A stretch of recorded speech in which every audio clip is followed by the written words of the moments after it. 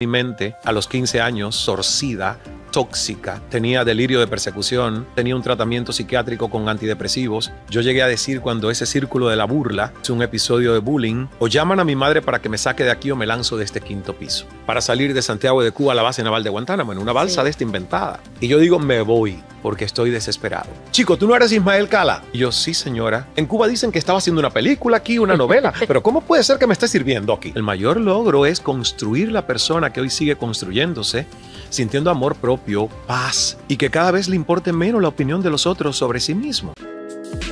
Bienvenidos al podcast Yo Pude, Tú Puedes, donde vamos a hablar de cómo manejar tu mente y tus emociones para lograr todo lo que quieres en la vida. Disfruten.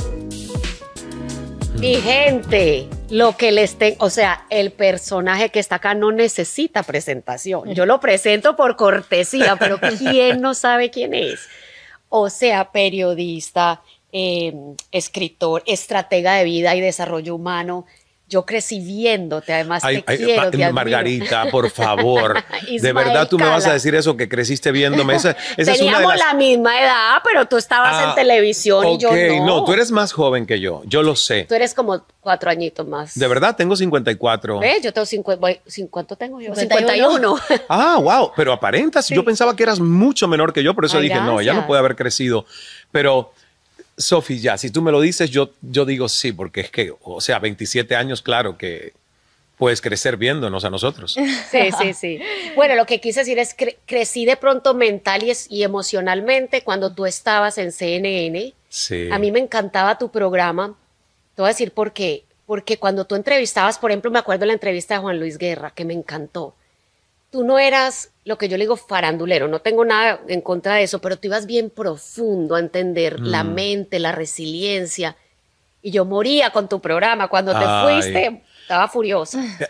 Wow, sí. Y tú sabes que cuando me tocó hacer ese discurso para despedirme de la audiencia, yo sentí mucha tristeza. Porque a pesar de que tenía la decisión bien tomada, que me tomó meses tomar una decisión tan compleja de abandonar algo que tiene éxito, abandonar algo que no tiene éxito es más fácil, pero abandonar algo que tiene éxito y que te da reconocimiento y cierto poder de validación social es complejo. Y mi momento más difícil fue escribir el discurso de cómo me despedía y persuadía a la audiencia en una sensación que yo tenía y que luego las personas me expresaron de abandonarlos. Por el hábito de 6 años todos los días en almuerzo, porque se retransmitía a las 2 de la tarde hora de Miami, y el directo de las 9 de la noche del prime time, o alguien almorzaba o cenaba viendo el programa. Entonces eso generó un hábito. Y de momento, ¡pum!, ¿qué? ¿Se fue? ¿Y qué pasó? Es como que sientes abandono. Y yo cargué por varios años con esa culpa.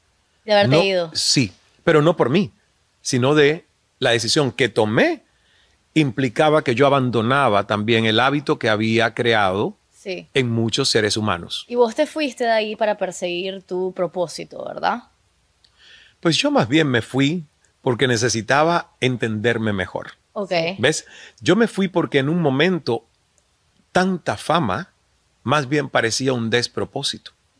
A ver, cuéntame, elabórame en eso, elabórame. Ajá.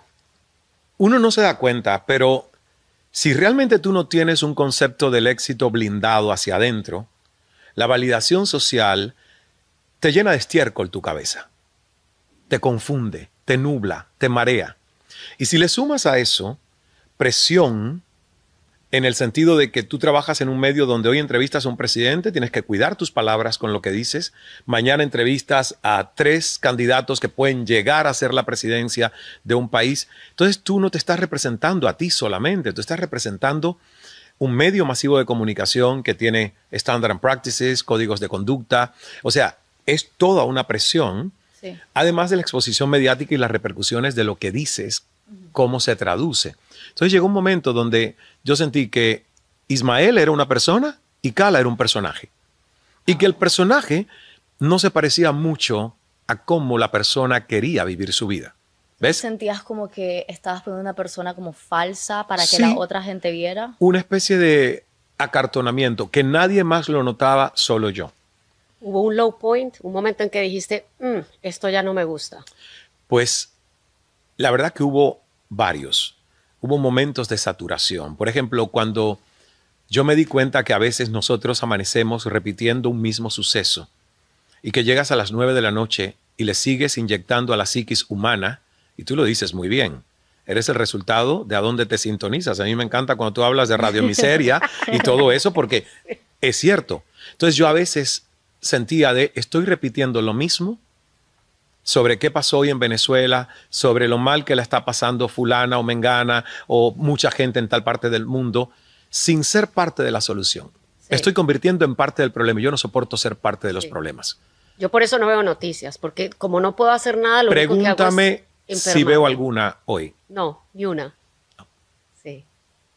No veo nada. Sofi, Margarita, estoy diciéndote. Yo tampoco. Nada. Cero. Cero noticias, porque las que necesito saber llegan a mí. Ni siquiera uno las busca. Cuando es importante, alguien te lo dice o te sale por ahí en redes. Correcto. Sí, sí, sí. Correcto. Y porque hoy yo estoy enfocado en una visión. ¿Ves? Construir una visión que va más allá de la visión de mi mundo tridimensional y los 5 sentidos y lo que los 5 sentidos te interpretan, que es lindo pero limitante. Sí. Entonces, tu sugestión está en lo que tú permites entre a tu espacio vital. Y lamentablemente el mundo de las noticias intoxica y no de una energía que es muy optimista o esperanzadora. Isma, pero me parece tan interesante que pasaste de ser alguien que estaba en noticieros ahora a ser una persona que inspira tan positivamente. ¿Cómo pasó eso? O sea, yo pienso en ti, pienso en paz. Ajá, yo también. Tranquilidad, yogi vibes, Hakuna Matata, ¿verdad? Yo amo eso, ¿ves? Que tú me digas eso, ya yo digo, wow, es como misión cumplida, porque a mí me ha costado mucho sentir paz. Sí. Y me emociona eso decirlo. Me ha costado mucho sentir paz. Pero la transmití, sí.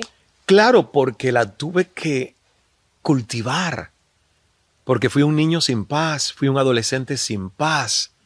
Entonces, yo digo, y es el mayor logro de mi vida, no es el éxito que agradezco y agradeceré siempre. Para mí, CNN fue el gran trampolín de hacerme de una marca personal, de un renombre internacional que luego ha permitido que todo lo demás sea más fácil. Lo que siguió luego, y lo agradezco siempre. Pero si alguien me dice, ese es tu mayor éxito y tu mayor logro, digo, no. No, porque no entiendes cómo era mi mente a los 15 años, jodida, torcida, tóxica. Un cerebro que tenía delirio de persecución. Un chico que a los 15 años tenía un tratamiento psiquiátrico con antidepresivos. Un chico amanerado, enfaldado, afeminado, del que se burlaban y del que tenía una autoestima en el piso. ¿Cómo mi mayor logro va a ser que sea el éxito hacia afuera por los reconocimientos? No, el mayor logro es construir la persona que hoy sigue construyéndose, sintiendo amor propio, paz, validación, y que cada vez le importe menos la opinión de los otros sobre sí mismo, sobre quién soy. Entonces, eso no tiene comparación. Vaya, todo lo demás hacia afuera palidece con lo que yo siento que ha sido el trabajo continuado y constante de crear a un ser humano que hoy se siente cómodo en su piel, que se siente en paz con lo que es y que ya no es el resultado de una montaña rusa de que aquel te aprobó y te validó, este otro dice que no sirves. No, ya eso se acabó. Entonces, ese es mi mayor éxito. Tuviste una noche oscura, o sea, yo sufrí de depresión, ansiedad, ataques de pánico, deseos de morirme. Entonces te entiendo porque para mí es como la noche oscura del alma, ¿verdad? Así es. Como dices tú, ahí no hay dinero, nada te pueden poner. Llegaste a tocar ese fondo tan horrible a tus 15 años, ¿verdad? Sí, lo llegué a tocar. Hay un episodio donde mi madre, yo no sé cómo hizo el milagro de llegar en menos de 15 o 20 minutos a mi internado de secundaria básica, en el episodio de bullying más severo que yo tuve, que me pusieron heces fecales, caca humana, en un portafolio donde yo llevaba mis cuadernos para el aula. Y era un internado. Yo vivía allí de domingo a viernes, que daban el pase a ir a la casa. Entonces, claro, en un dormitorio de varones, ya te imaginarás que yo nunca he sido, ni quiero, ni me interesa hacerlo, el típico macho que engola la voz para que los demás piensen que puede hablar y que hay más testosterona. Y de hecho, al crecer entre mujeres, yo tuve que pararme frente a un espejo a mis 15 años para reformar mi lenguaje corporal, que era más femenino que masculino, porque mi padre sufrió de esquizofrenia y no estuvo del todo presente como un patrón en mi vida. Entonces, a los 15 años, yo llegué a decir, cuando ese círculo de la burla hizo un episodio de bullying, o llaman a mi madre para que me saque de aquí o me lanzo de este 5º piso. Yo y no eso recuerdo. le dijiste a tu mamá, ¿verdad? No, ¿Ah, no? lo dije gritado en medio de este Dios. círculo de energúmenos que se estaban burlando porque habían echado caca dentro de mi carpetita Wow. que le había yo pedido a mi padre y había convencido a mi papá de que me lo regalara, que yo le iba a cuidar.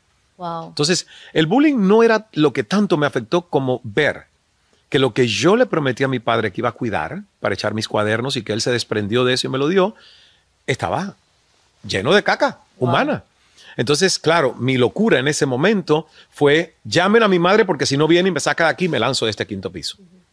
Como una amenaza, pero en realidad yo estaba desesperado. En realidad yo entiendo lo que tú dices, porque en ese momento mi vida se cerró y fue como, esto no tiene sentido. Y me encanta que tú hables tan abiertamente de la salud mental. En la época de nuestros padres era un tema tabú. Lo sigue siendo, Margarita. Sí, ¿verdad? Lo sigue siendo para mucha gente, lo sigue siendo para mis parientes. Hay personas de mi familia que a mí no me hablan. Porque has contado de la esquizofrenia. Claro, porque en su mentalidad, el que yo hable de esto avergüenza aún más a la familia. Sí. Y no se dan cuenta que realmente esto es un tema de liberación, que lo que tú niegas te somete, lo que liberas te transforma, que nosotros no somos nuestra mente, tenemos una mente. Y hay que tratarla con la total neutralidad, como cuando el médico te dice, tu vesícula no funciona bien, hay que intervenirla. Tienes que hacer algo con tus riñones porque no están en posición óptima. La mente es un órgano que no es el órgano, el cerebro es el órgano, pero la mente es algo tan inteligente que está en lo físico y lo no físico. Pero uno tiene que tratarla como algo que tú puedes cambiar, no lo que eres como identidad. Es un proceso, tú y yo lo sabemos, a mí me encanta, yo soy tu fan, soy fan ahora de las dos, Qué lindo. porque Sofi va por ese hermoso Sí. camino. Pero si uno no se entrena en esto y no lo entiende, tú creces con la culpa o con la vergüenza, con el secretismo. Y a mí más me enfermó el secretismo que realmente el tema de sentir que estaba con salud mental comprometida. Era más el no poder expresarlo, hablar de esto. ¿Y cuándo fue que vos empezaste a expresarte y a darte cuenta que querías seguir este camino de desarrollo personal? A los 15 años simplemente tuve a Dios. Ok. ¿Ves? Tuve a Dios. A Dios, yo fui monaguillo, casi wow. sacerdote. Cura, sí. Wow. Casi cura, siempre digo la verdad. Entonces, además vivía en Cuba, se prohibía la religión. Fui un joven comunista, no por elección, sino por adoctrinamiento. Hasta que desperté y vi que aquello era pura porquería y que era una farsa. Entonces, a los 15 años, la llamada fue, agárrate de Dios. Porque yo no tenía un Deepak Chopra cerca, un Brian Tracy, a nadie cerca para decir, tengo un mentor, tengo un maestro que me hable de estos temas. No había literatura a la cual alguien me había iniciado, pero sí creía mucho en Dios. Y dije, Dios, sálvame, que yo haré todo lo posible triste por no parecerme a mi padre. ¿Ves?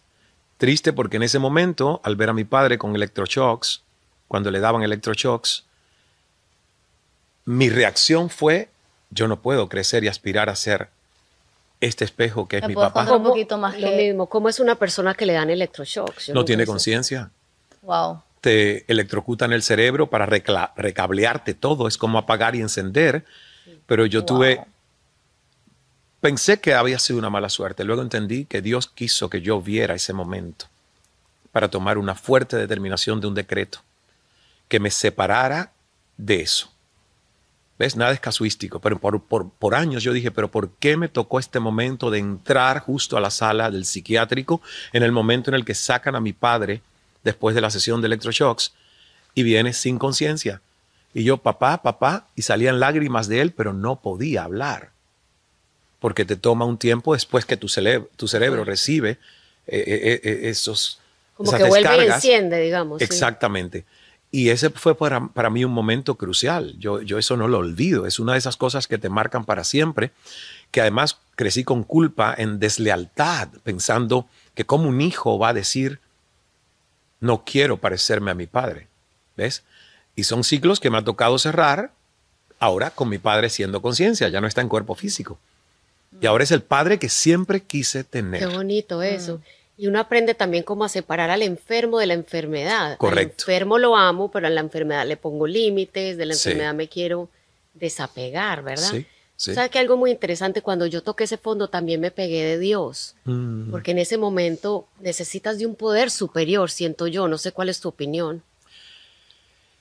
Es que en este momento yo te diría que mi vida está regida y entregada completamente a Dios.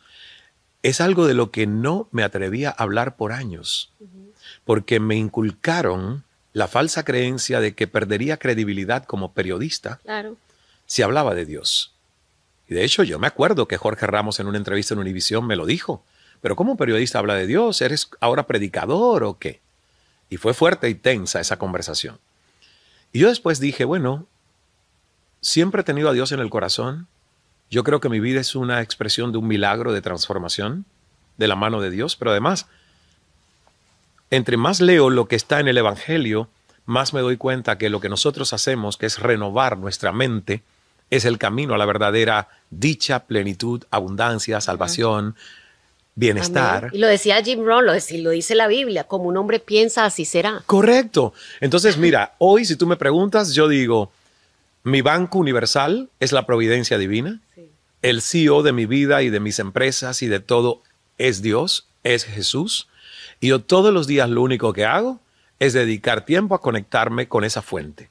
Qué bonito. Y todo lo demás llega cada vez con menos esfuerzo. Sí. Isma, pero volviendo a tus raíces, o sea, yo te escucho que sos muy conectado con tus emociones, pero también sé de que vos hablas que vos pensabas que era analfabeto emocional en algún momento y tenés un libro sobre eso.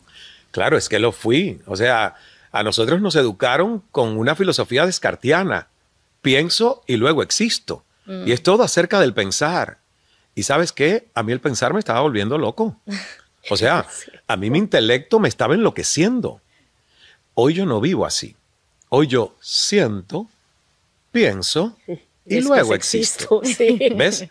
Yo cambié mi Situation Room, que es esa sala de crisis y emergencias en la Casa Blanca. Sí. Por mis primeros 30 años de vida fue mi mente, fue mi cabeza, hasta que yo me di cuenta que mi mente no era confiable del todo, que mi memoria era prodigiosa, pero a veces inexacta y caprichosa, que tampoco era tan confiable. Entonces dije, ¿en quién puedo confiar? Y tuve que bajar el centro de comando acá, al corazón. Despertar y elevar más esa conexión con la intuición. Porque cuando el dato existe, el dato mata el relato. Y tú puedes tomar decisiones basadas en la lógica si tienes suficiente evidencia para hacerlo. Pero cuando no tienes tanto dato, entonces, ¿cómo tomas decisiones en tu vida? Acá. Intuición. Wow. Sí. Y de hecho yo les digo a las personas, yo no te pudiera dar mi fórmula porque tú dirías que es loca para emprender cosas. Porque yo no hago un business plan. Yo hago un plan divino. Y si el plan divino, cuando yo le pregunto a mi corazón, esta decisión tiene camino y este camino tiene corazón, si yo siento que el corazón me dice sí, luego yo hago un business plan. Pero yo no comienzo al revés. Entonces, a mí me ha dado muy buen resultado vivir desde la casa de la magia, que sea mi residencia primaria, y visitar la casa de la lógica cuando se trata de administrar data, números y cosas que tienen que dar a ciencia exacta. Sí. ¿Qué tip le darías a alguien que no está conectado con su intuición, pero que quiere desarrollarla? Que empiece poco a poco. ¿Cómo? Por ejemplo, decisiones pequeñas que no afectan del todo tu vida, porque claro, tú no vas a confiarle a tu intuición si no la has ejercitado, no vas a creer en ella, es como todo en la vida, ¿verdad? Entonces empieza con cosas pequeñas. Yo le llamo experimentos espirituales. Empieza a decir, hoy en los próximos 10 minutos, si estás en un jardín, Dios, fuente, conéctame con 10 mariposas. Yo hago todos los días estos ejercicios. Me encanta. Y son una cosa que tú dices, ¿de verdad? Esto, sí. Los seres humanos nos hemos desconectado de lo que somos. ¿Y las ves las 10 mariposas? Más de 10. Sí. Más de 10. Porque claro, nosotros no estamos acostumbrados a pensar que somos naturaleza. No es que la naturaleza esté separada y seamos nosotros quienes le usamos, le dominamos, porque son recursos naturales. No. Nosotros somos parte de la naturaleza, parte de la creación. Y si tú eres una partícula de Dios, tú tienes los mismos poderes que tiene Dios para co-crear y manejar los elementos cómo los maneja Dios. Entonces... ¿Cómo descubriste esto? ¿Alguien te lo enseñó? ¿Cómo lo descubriste? Sí. Deepak fue el primero. Deepak Chopra, obviamente. Deepak Chopra. Que fue el primero. Con Ismael es de a primer nombre, de a Deepak Me encanta con Deepak. Margarita, me encanta. porque imagínate Es tu que amigo, para ¿verdad? mí primero fue Dr. Chopra, Sí. cuando nos conocimos. Sí. Después, Deepak. Y ahora, amigo Deepak. Sí. Y fíjate, 10 años después, con 2 personas a las que hoy yo puedo llamar amigos, es la primera vez que ambos, John Maxwell y él, les pedí el favor de darme un elogio para mi próximo libro. Oh, qué bonito. Nunca me atreví. Y dije, bueno, ¿pero por qué? Y los 2 me dijeron, bueno, ¿y por qué no lo pediste antes? Le digo, no, Sí. es el momento, este es el libro, este es el que le tocaba. Sí. Entonces, la verdad que para mí son ya no solo mentores y maestros, sino como tú con Brian Tracy, sí. Hay una amistad que se va formando entre mentor y mentoreado y es una cosa linda, ¿no? Y Deepak fue el primero. Y luego, Sri Ravi Shankar, un gurú en India, que es el fundador de la Fundación El Arte de Vivir. Él, la verdad que me llevó a un nivel donde yo pudiera dejar mi cerebro de que sea siempre quien con su archivo memorizado quiera responder y que se convierta en un motor híbrido que a veces simplemente es un instrumento para que otro tipo de inteligencia circule a través de él. Entonces, eso se llama canalizar. En inglés le dicen channeling. Y es cuando tú no tienes tú la respuesta, sino que la recibes y la transmites. Y con Siri yo me fui entrenando. ¿Nunca te asustó cuando empezaste? Mucho. Sí. Pero no que me asustó, me moría de miedo de hacerlo. Porque era una altísima responsabilidad. Hasta que él me dijo, relájate que estás listo. Relájate que estás listo. Y yo empecé a hacer lo que se llama el satsang. ¿Qué es? El satsang quiere decir en sánscrito. El satsang quiere decir en sánscrito encuentro con la verdad profunda, encuentro con la maestría, encuentro con la sabiduría. Y es lo que hago al final de los eventos de mindfulness y meditación, que es al atardecer. Nos reunimos en el anfiteatro del Kala Center. Se escuchan mantras para elevar la vibración de todos. Se pone un bowl donde la gente puso preguntas anónimas o con sus nombres, si así lo prefieren, de todo tipo. Y el guía empieza a sacar papelitos y responder, pero recibiendo las respuestas. Entonces, esa es la cosa que más miedo a mí me ha dado, porque yo digo, ¿qué tal si me quedo en blanco y no recibo nada? Y todo el mundo viéndote. Y todo ahí. el mundo, ¿qué va a decir? Sí, ¿no? Eso fue lo que aprendí con Sri Ravi Shankar. Y es aprender a soltar. Que cuando tú eres un orador completo, o estás en un noticiero, tú estás en control, pero ahí tú te estás soltando al poder superior. Y no sabes cuáles son las preguntas. Tú no las lees antes, pero además en el satsang personas pueden levantar la mano y decir, tengo una pregunta. Y te la hacen así, ahí, a bocajarro, ¿no? Entonces, es maravilloso. Este señor me demostró a mí lo grande que somos los seres humanos con un programa que él tiene para niños de 7 y 8 años que se llama Intuition First. Si ustedes ven eso, niños que a ojos vendados, completamente bloqueados, pueden leer textualmente, percibir con sus manos, correr espacios con obstáculos, hacer videojuegos y ganar y pasar de nivel con una facilidad y sus ojos cerrados. A mí me hicieron 5 experimentos con niños y a mí se me caía la mandíbula. Es que la mente humana es una máquina, o sea, lo que Dios nos puso entre las 2 orejas, la gente, tenemos que estar conscientes de que esto es capaz de hacer mucho más. Hay demasiado que descubrir. Es magia. Es el continente más grande y más, ¿cómo se dice? Inexplorado sería la palabra. Correcto. Tú que eres aquí el periodista. Y más que sigue siendo magia, me encanta. Yo porque amo a Sofi porque de verdad Sofi me trata con un amor y un cariño. Y ese Isma suena tan dulce en su voz. ¿A vos no le decís Isma? No, yo le digo Cala, pero ya cuando él dijo que Cala era el personaje, y ahora claro, es que, Isma. Bueno, es que Cala también fue el nombre del show, entonces quedó mucho lo de Cala, pero a mí me encanta Isma. Sí. Oye, retrocedamos un poquito, porque tú eres una persona que ha trabajado mucho en ti, pero mucha gente también puede estar viéndote y decir, yo no estoy ahí, yo estoy deprimido, estoy angustiado, tengo estos desafíos. Bueno, cuéntanos qué pasaba en Cuba cuando tú vivías allá, que te tenía tan, pues, nos imaginamos, pero los que no lo vivimos queremos entender mejor qué pasaba en tu juventud allá. Esa era la época del famoso periodo especial donde Cuba perdió los suministros de comidas que venían del campo socialista y por lo tanto había un desabastecimiento brutal en el país. De hecho, la gente utilizaba las cáscaras de toronja, que son gruesas y consistentes, simulando que eran bistec, que era carne, y las aliñaban y las sazonaban para tener la ilusión de que se estaba comiendo algo de fibra que masticar que fuese carne. O sea, fue muy, muy duro para mí y ese fue el año 1992 donde yo me gradúo y caigo en una depresión porque termino 5 años de estudio y no veo futuro. Claro, ¿ves? un ser humano sin metas se deprime. ¿Y qué metas te vas a poner en un sistema así? Correcto. ¿Y cómo consiguió una balsa? Es que a los 22 años una amiga me dice, el padre de el novio de mi hija está organizando una expedición para salir de Santiago de Cuba a la base naval de Guantánamo en una balsa de esta inventada.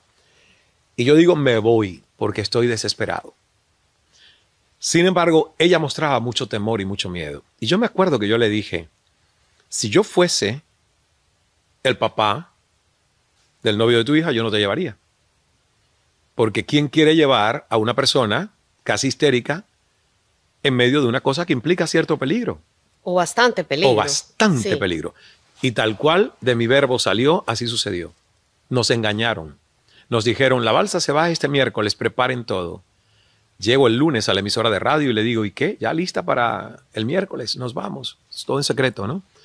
Y ella triste me dice, se fueron ayer domingo. Ah, wow, los dejaron. Y ni siquiera a su hija se la llevaron. O sea que el novio, el papá le dijo, usted no se lleva a su novia, usted no se lleva menos a la suegra. A la suegra y menos al enganchado del amigo. De la suegra. Vos eres el enganchado. Exacto.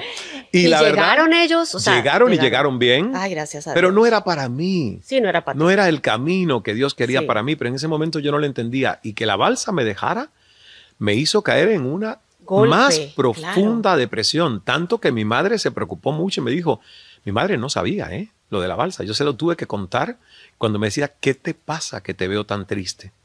Y ahí le conté que me iba en una balsa, empezó a llorar y me dice, ¿cómo tú te atreves a lanzarte al mar y que yo no lo sepa?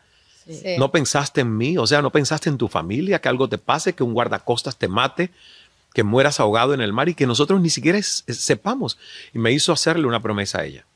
Me dijo, yo voy a orar a Dios contigo para que tú salgas de este país, pero en un medio seguro, que te vayas en un avión. ¿Y en avión saliste? Y en avión salí. Sí.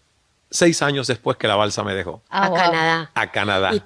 O sea, uno sale de Cuba donde hay 30 años de atraso, ¿verdad? Y llegas al primer mundo, ¿te impactó? ¿Cómo es esa llegada? Una película. Para mí era una película de estas que uno ve y que yo veía en la televisión cubana que ponían 2 películas americanas, estadounidenses, en los sábados en la noche. Y era como entrar en el mundo de una película, porque tú bien lo dices, o sea, nada que ver con lo que es Cuba y cómo se maneja un país como Cuba y llegar a una gran capital como fue Toronto. Y sin saber inglés.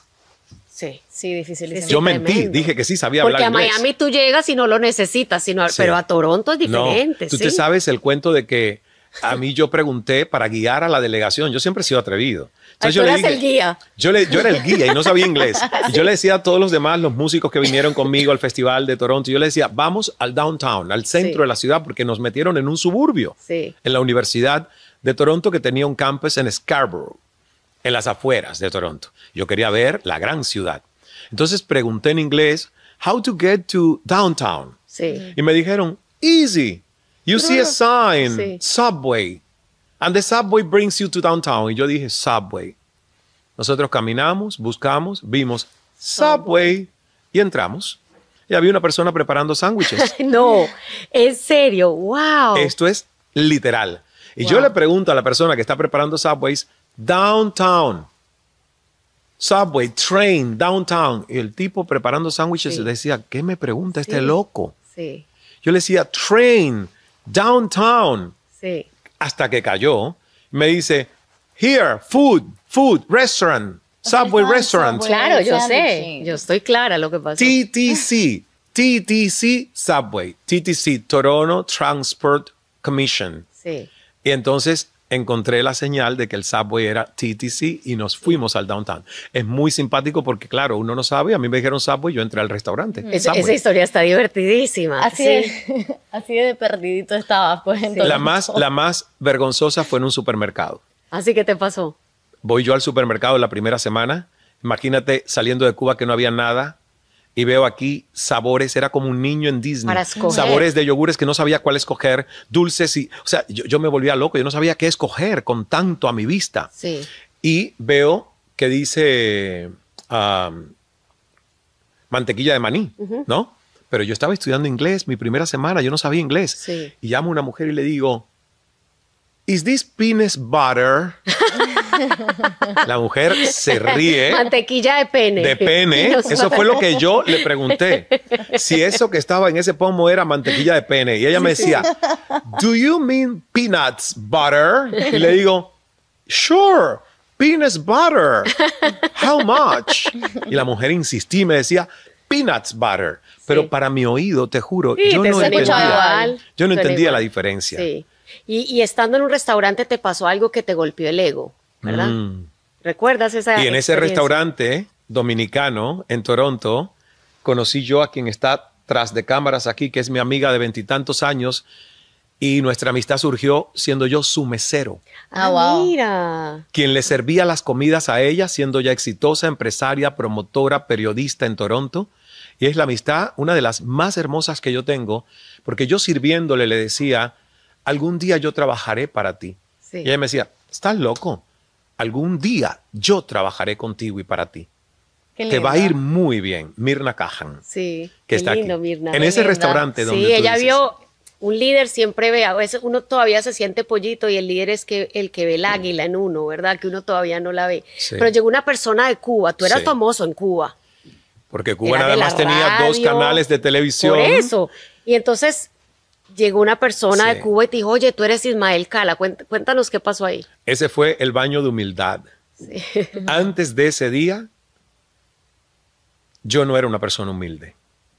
Yo era un chico y un joven engreído que se creía muy especial porque desde los 8 años tenía fama. Desde los 8 años los demás lo reconocían como especial porque era el niño que hace radio. A los 15, Wow. el chico que hace televisión y sale en la tele. Entonces, yo no sabía lo que era ser humilde, porque todo el mundo me celebraba demasiado. Y a los 29 años, Dios quiso que yo dejara las luces, los micrófonos, y que tuviera que trabajar sirviendo a otros sus platos de comida. Y hasta esa noche que llegó esa familia, yo lo hacía a regañadientes. Es lo que me toca, lo Sí. tengo que hacer para sobrevivir. Es el precio a pagar.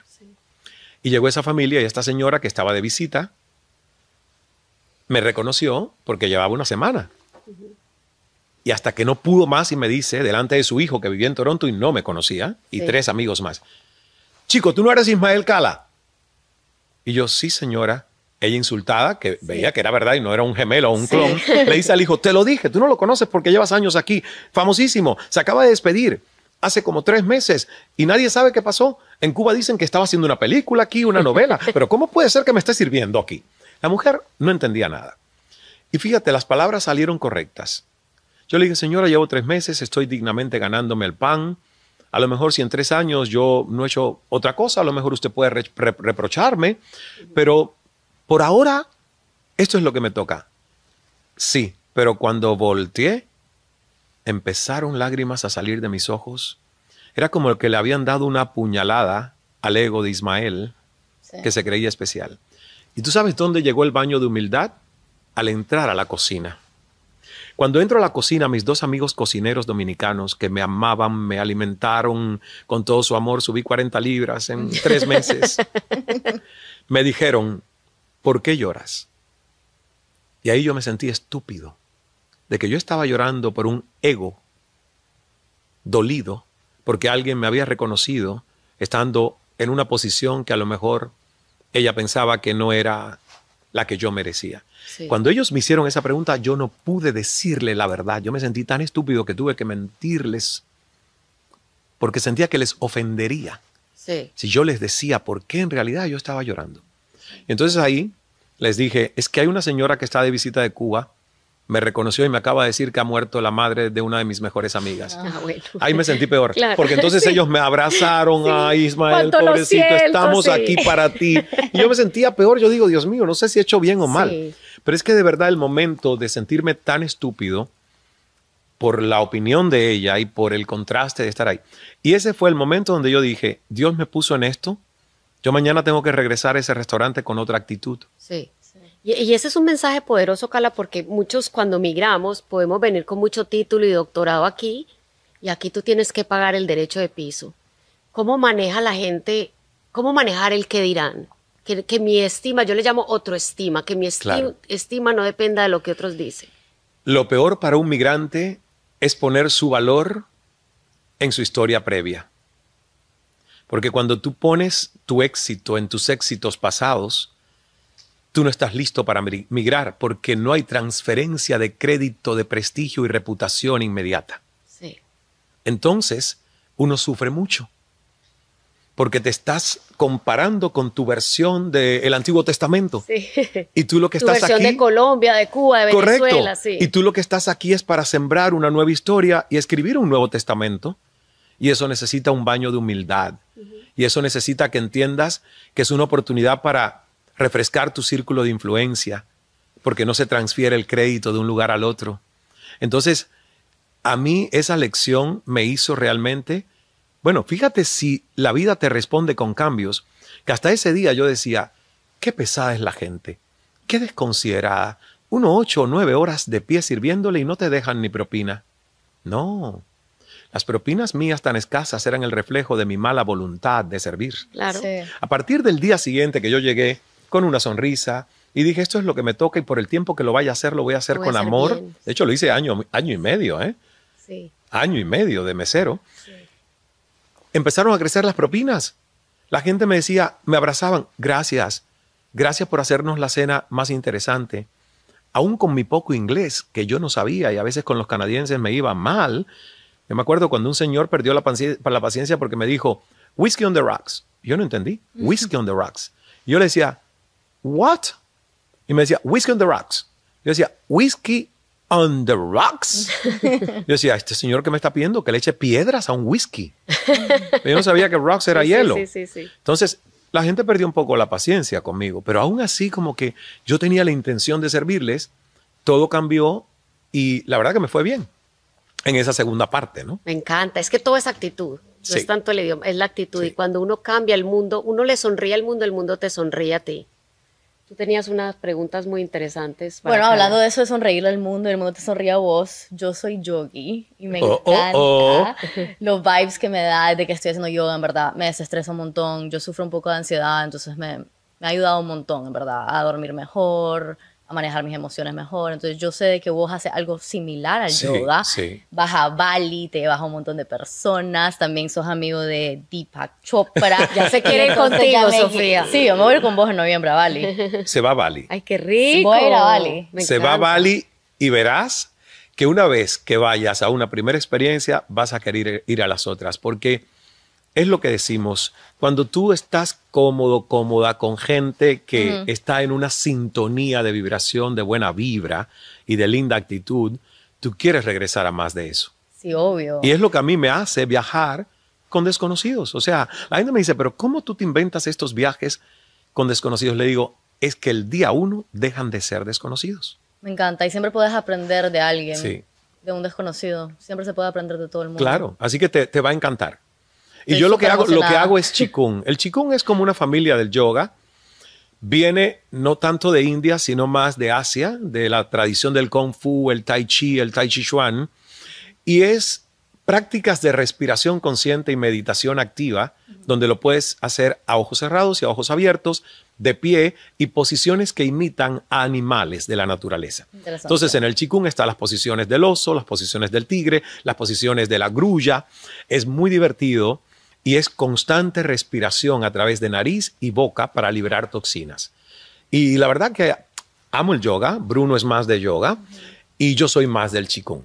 ¿El Qigong es ejercicio o solo meditación? No, ejercicios. Ah, es ejercicio. Es puro movimiento. Es puro Hay un movimiento. ejercicio que es uno de mis favoritos que se llama manos como nubes. Interesante. Donde tú abres tus piernas como cabalgando a caballo, ¿verdad?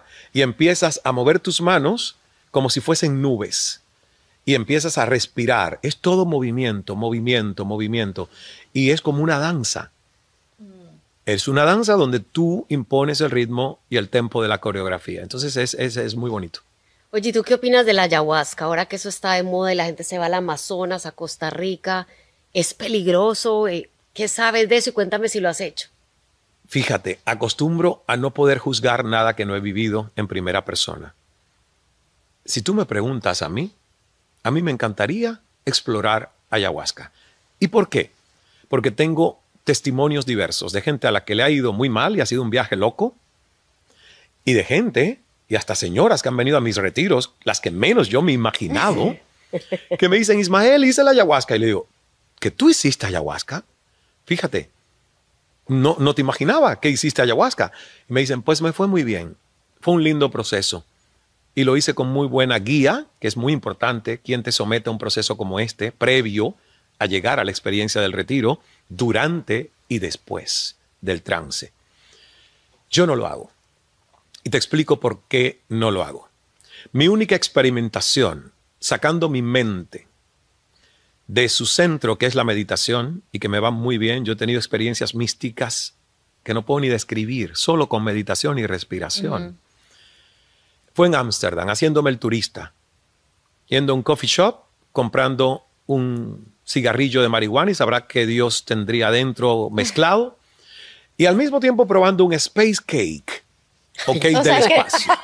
Hiciste las ¿Solo dos el cosas. nombre? Hice las dos ¡Qué cosas miedo! juntas. Sí. No se me olvidará esa noche porque yo no sé fumar porque no fumo, y inhalaba y tosía. Y vino un chico que parecía descendiente de Bob Marley con sus trenzas, que estaba en el café, y viene y se me acerca y me dice, así no. Y entonces él me enseñó como que inhala y echaba hasta burbujitas de humo. Entonces yo hice lo que el tipo supuestamente me dijo que hiciera, salí de ahí y dije, veremos qué pasa. ¿Y tú sabes cuál fue el resultado? No, qué miedo. 48 horas de intermitente paranoia. Uy, qué horrible, sí. Son 2 días que yo no los quiero volver a repetir en mi vida. Y tú con la historia también de salud mental, que tu familia, han habido suicidios, esquizofrenia. Yo tengo en mi mapa, Sí. un ADN comprometido. Sí. Lo que pasa es que la epigenética nos enseña que tu epigenoma, que es tu estilo de vida, lo que tú haces con tu día a día, puede mantener dormidos esos genes y no despiertan. Sí, no porque lo tienes se va a despertar. No, exactamente. Bruce Lipton, el padre de la epigenética, a mí me enseñó mucho esto. Uno de los libros que le recomiendo a todo el mundo que lee es La biología de la creencia, del doctor Bruce Lipton. Y Anótalo. Lo voy a comprar. Y él, cuando yo lo entrevisté, que lo he entrevistado como 3 veces porque me fascina el hombre, además tiene un sentido del humor extraordinario, lo primero que me dijo es, Ismael, Angelina Jolie ha dado el peor ejemplo a la humanidad haciéndose una doble mastectomía preventiva por una historia de su abuela y su madre teniendo cáncer de seno sin ella todavía tener la más mínima célula cancerígena y solo por el temor de un posible. ¿Ves? Entonces ahí es donde uno no puede decretar. Yo le digo a las personas, usted no puede confundir honrar el panteón de su familia con comprar de la tienda familiar. Sí.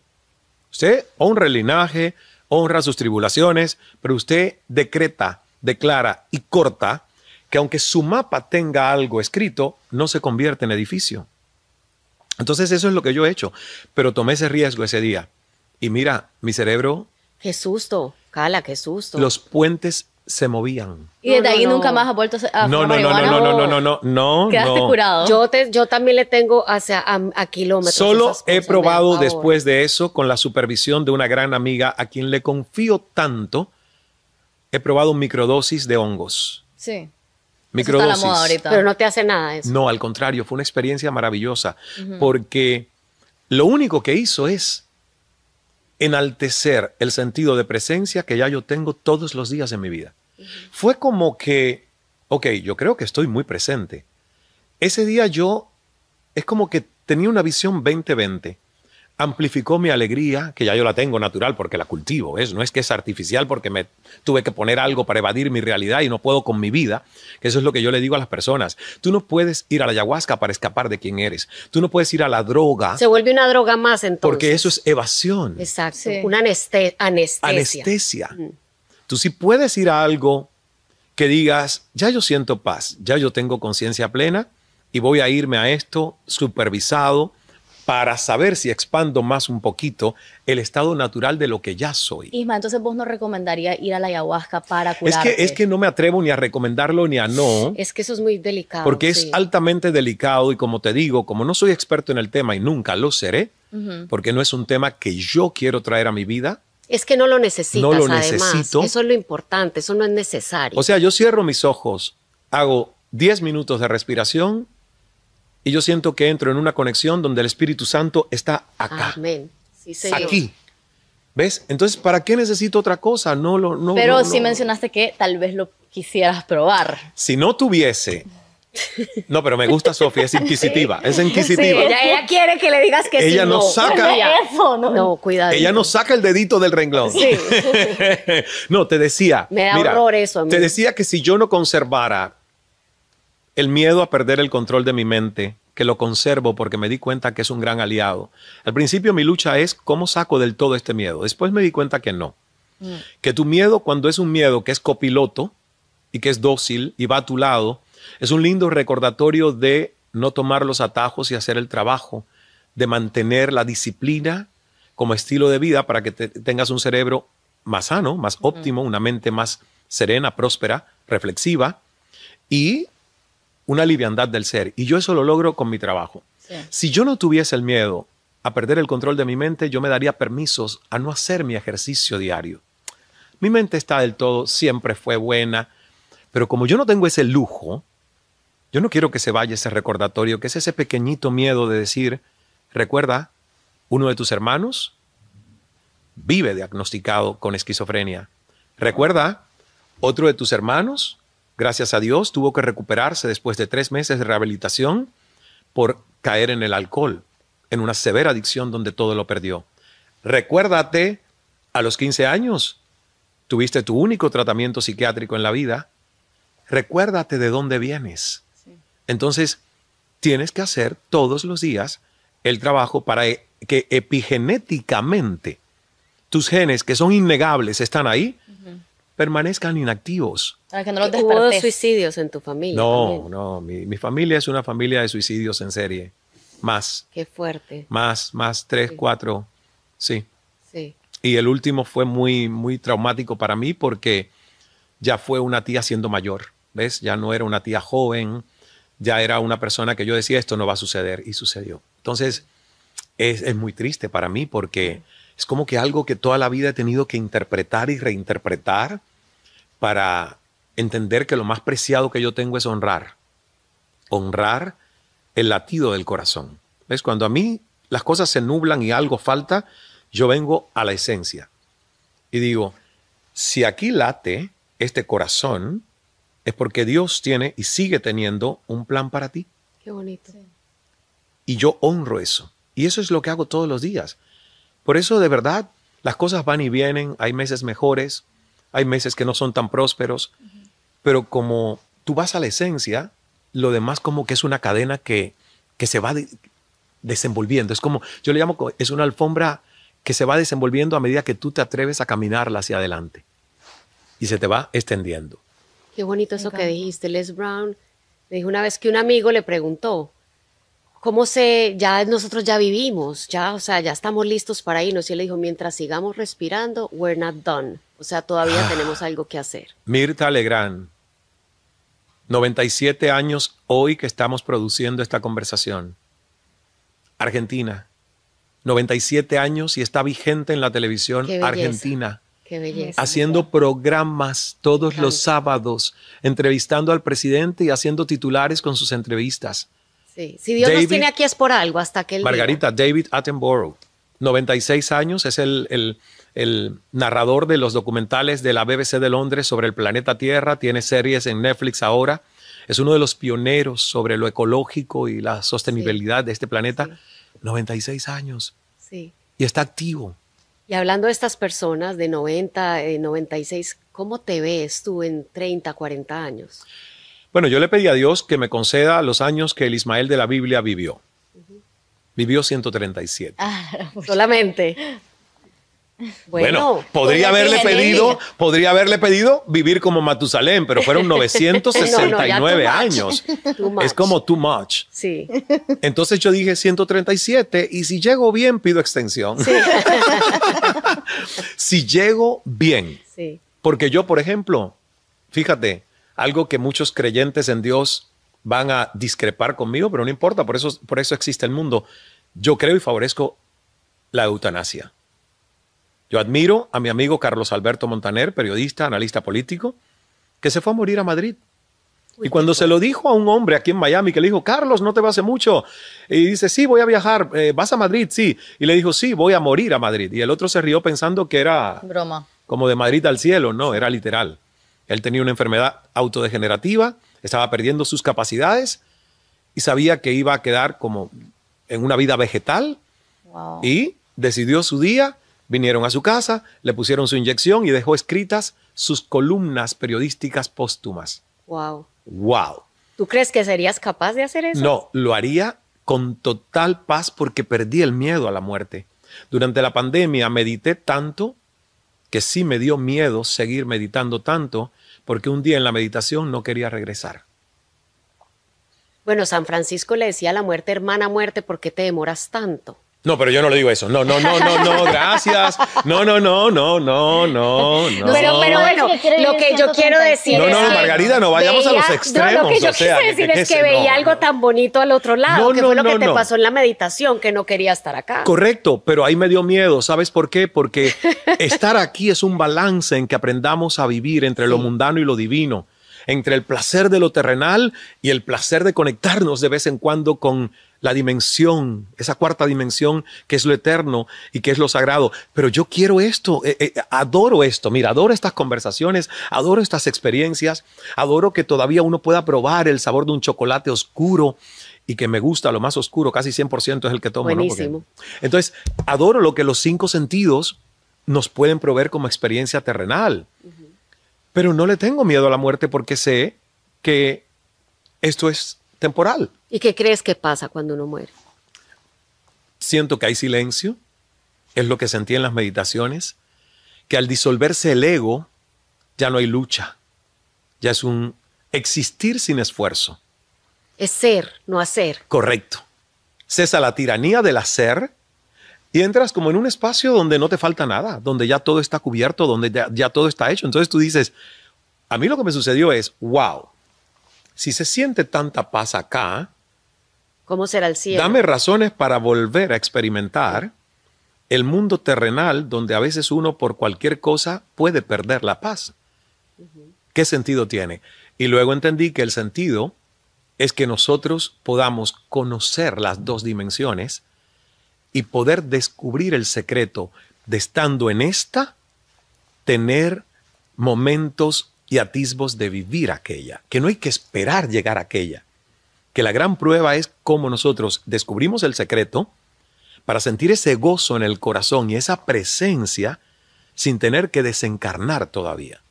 Yo creo que ese gozo se logra en el presente, ¿verdad? En el eterno presente.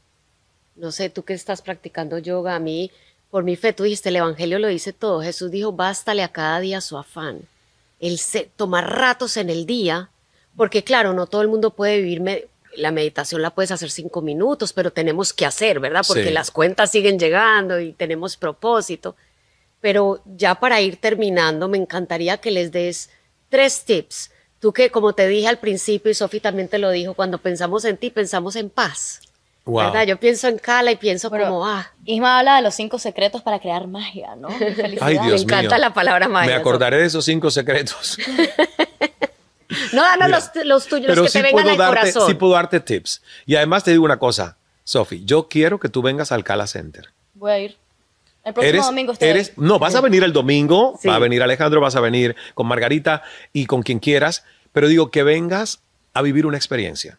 Yo quiero invitarte, 0 costo, invitada, a que, por ejemplo, vivas Conciencia Divina, que es un taller seminario, 3 días intensivos, 12 horas, de 6 de la mañana a 6 de la tarde, para que lo vivas y lo sientas. ¿Y por qué? Porque cuando me dijiste, yo padezco de ansiedad o tengo ansiedad, Ese es un tema que con solo 27 años es normal. Yo a los 27 años tenía ansiedad. Y diría que hasta los 40, ¿eh? Sí. Tenía ansiedad. La sentía, hasta físicamente la sentía.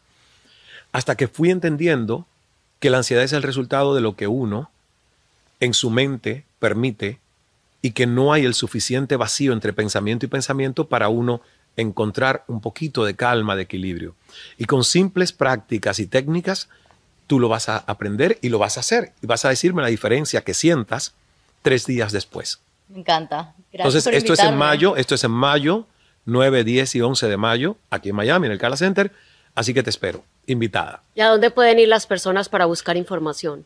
ismaelcala.com. Creo que sí, ahí están todo como listados todos los programas.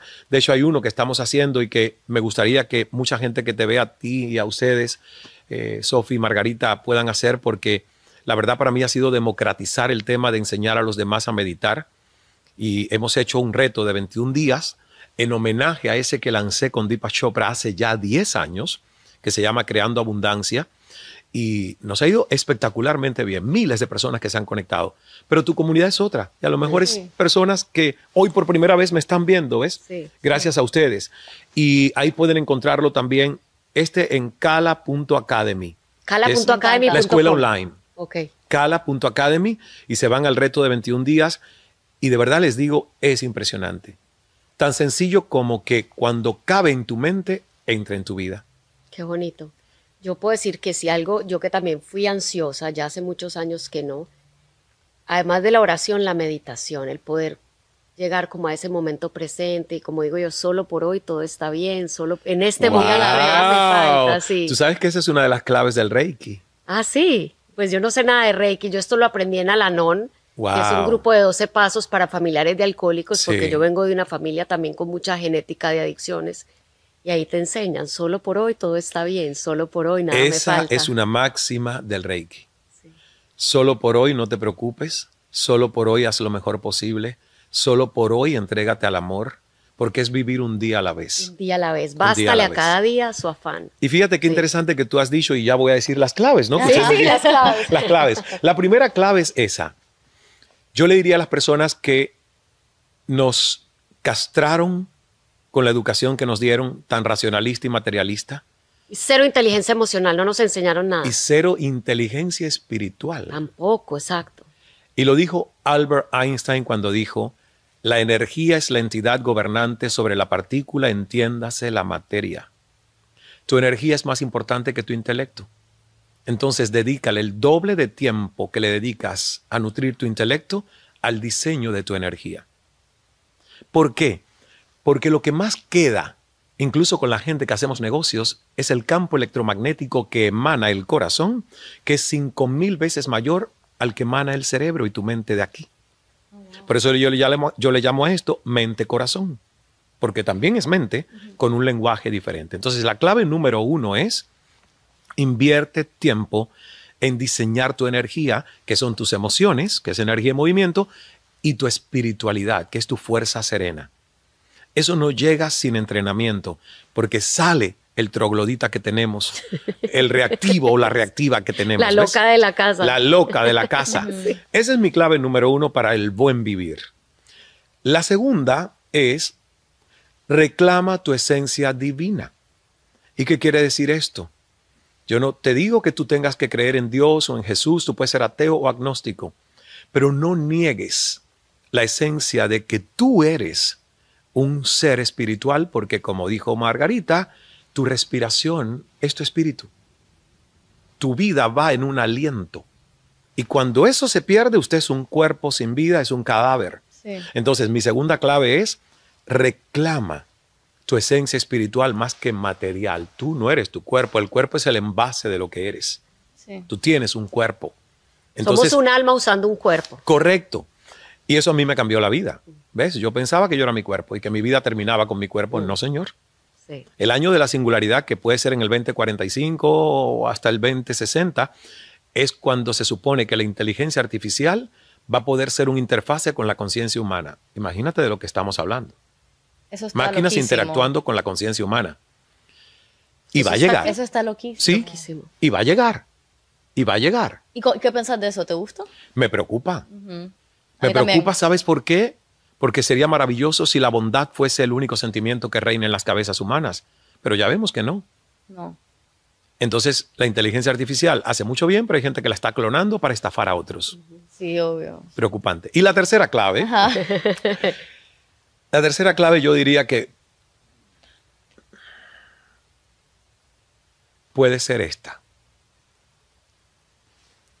Si llegas a amarte tal cual eres hoy, vas a conquistar todo lo que sea que esté en tu campo de sueños y aspiraciones con menor esfuerzo. La clave del gran éxito y la grandeza humana está en aprender a amar verdaderamente quienes somos y que a la opinión de los demás les reserves ese lugar. Es la opinión de otros, pero no me condiciona, no determina quién soy. O sea, creer en vos mismo. Se dice fácil, pero tú no crees en ti si no te conoces. Tú no crees si no te vas a poder amar bien si no te conoces verdaderamente. Cuando Sócrates dijo, conócete a ti mismo para que puedas cuidar bien de ti, se refería a que si tú no te amas porque de verdad has ido adentro y aceptas todo lo que eres, sombras y luces, tú no vas a poder cuidar bien de ti, porque siempre vas a resentir algo que quieres cambiar. ¿Cómo dirías que podemos llegar a conocernos mejor? Todos los días no salir solo al mundo exterior, sino dedicar tiempo el viaje para adentro. Hacer el viaje inmersivo al alma profunda que es hacia adentro. Meditando, escribiendo. La escritura es fantástica. El vómito de la mañana. El journaling. Yeah. ¿Lo recomendás en la mañana? Claro, porque en la mañana tu cerebro, la mente, amanece como que medio loca, Ajá. tratando de organizar todo lo que el día anterior viviste y a veces no le alcanza. Y entonces amaneces como en desorientación. Yo me siento y escribo en 3 hojas de papel, 3 cuartillas, sin censurar nada, todo lo que viene a la mente. Y luego eso tú no lo tienes que guardar, lo puedes destruir o quemar. ¿Sí? Claro, si tienes miedo de que alguien que vive contigo dice, esta persona hay que llamar a un psiquiatra porque Está loca. cada vez está peor. Sí. Luego no lo vas a querer destruir, porque después de unas semanas todo lo que sale de ahí, que ya es una mente desenbasurada, con más banda ancha para recibir, cuando te sientas a escribir, recibes iluminación, ideas. O sea, que vos recomendás también leer lo que escribiste en el pasado, no solamente escribir. No en este ejercicio. No en este ejercicio. Y no el día donde salió. Pero leer las cosas del pasado. Puede que después tú guardes y con neutralidad y distancia tú digas, déjame ver cómo andaba la loca de la casa el domingo pasado. Okay. Y acuérdate, tratas a tu mente desde lejos. Es mi mente, tengo una mente, pero no soy mi mente. Entonces, lo que está en ese papel no es mi identidad. Es un instante de cómo estaba ese espacio de mi mente. Y ya no te asusta tanto tu sombra, tu propia oscuridad, ¿no? Sí. Qué y así bonito. te conoces mejor, ¿ok? No podemos Me encanta. amar lo que no conocemos. No podemos amar lo que no conocemos. Sí. Qué bonito. No podemos. Isma, sos lo máximo. Gracias. Ya le dijiste Isma Sí. también. Yo me le he pasado bomba aquí con yo la ustedes. pasé bomba también. Gracias, de verdad. Y con eso me quedo y con eso quiero que nos quedemos. No podemos amar lo que no conocemos. Conozcámonos, amémonos con nuestras luces y sombras. Te quiero, te admiro. A ustedes, Es yo un honor también. tenerte Gracias, aquí. Alejandro, que estás ahí detrás de Te voy cámaras. a ver pero- en Cala Center y Yes. en Bali. Y en Bali. Sí, bueno. En Bali. Una cosa más. Calcetines de Yo Pude, Tú Puedes. A ver, Todo el mundo. Ay, Sofi hace yoga, puede hacer abdominales. Nos vemos pronto en el próximo capítulo. Gracias. Muchas gracias por estar aquí. Gracias. gracias. Bueno, te traje una cosa mi más. libro de Pero regalo muy que ya te lo voy a bien. firmar. La nueva versión de Yo Pude, Tú Puedes, que es la edición ampliada. Wow. Y habla mucho de relaciones. ¿Me lo perdón. dedicaste? Sí, ya te lo voy a dedicar, ya ok. te lo entrego. Bye.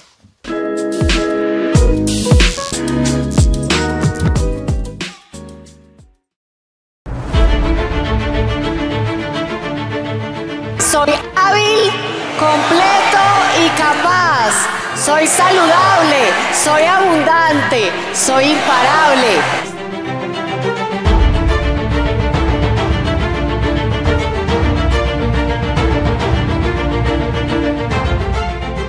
Cambiemos las preguntas y la vida cambia. La calidad de tu vida depende de la calidad de tus preguntas.